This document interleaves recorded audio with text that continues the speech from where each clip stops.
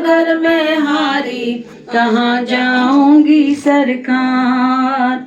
यहाँ अगर मैं हारी कहाँ जाऊंगी सरकार। जिसको बताया बाबा मेरा फसाना, सबने बताया बाबा तेरा ठिकाना। जिसको बताया बाबा तेरा फसाना, सबने बताया बाबा तेरा ठिकाना। मैंने तुमको माना है माता पिता परिवार। मैंने तुमको माना है माता पिता परिवार। यहाँ अगर मैं हारी कहाँ जाऊंगी सरकार। यहाँ अगर मैं हारी कहाँ जाऊंगी सरकार। दुनिया से मैं हारी तो आई तेरे द्वार। दुनिया से मैं हारी तो आई तेरे द्वार। यहाँ अगर मैं हारी कहाँ जाऊंगी सरकार। यहाँ अगर मैं हारी कहाँ जाऊंगी सरकार। बोलो गोदरी वाले राम की जय। दुनिया से मैं हारी तो आई तेरे द्वार।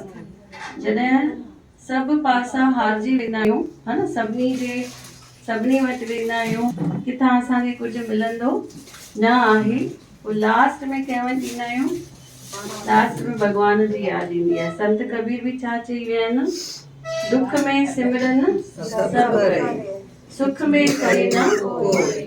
जो सुख में सिमरन करे दुख काहे कोई। जेसिताईं पाण वटि सभु ख़ुशियूं आहिनि त असांखे भॻवानु यादि न ईंदो आहे।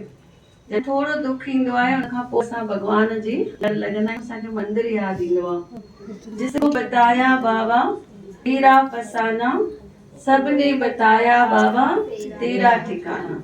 वेंदासीं कंहिं ज्योतिषी वटि बि, चवंदो ये मंदिर जाओ, वो मंदिर जाओ, खाटू श्याम जाओ, बालाजी जाओ, माता मंदिर जाओ। उहे बि असांखे किथे मोकिलींदा, मंदिर ई मोकिलींदा। भई उते तव्हांजो अञा अकाउंट न वधियो आहे, इन करे दुख अची विया आहिनि। उते वञो, दर्शन करो, नाम सिमरन करो। चवंदा न हनुमान चालीसा पढ़ो, दुर्गा चालीसा पढ़ो, ईअं चवंदा आहिनि उहे पंडित। माना नाम सिमरन करो त पंहिंजा दुख छा थींदा, घटिजी वेंदा। ईअं हिकु ॾाढो सीधो साधो माण्हू हुयो, उनखे सभु गांव वारनि उनजो नालो ई रखी छॾियो भोला, छो त ॾाढो सीधो हुयो, भोलो हुयो। उनजा माता पिता गुज़ारे विया, उनखे भाॼाई मिली एतिरी गुस्से वारी, चवंदी हुअसि जाओ जाके कमा कर आओ। त चवंदो हुअसि भाभी इहो कमाइण छा थींदो आहे।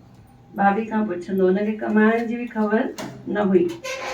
त आख़िर हिकु ॾींहुं ईअं थियो, भाभी जी हिनखे कमाइण जी ख़बर कान्हे, मां छो हिनजी सेवा वेही करां। पहिरियों हुनखे 4 फुल्का ॾींदी खाइण लाइ, हाणे हुनजा जेके खाधो हुयो उहो अधु करे छॾींदीसि।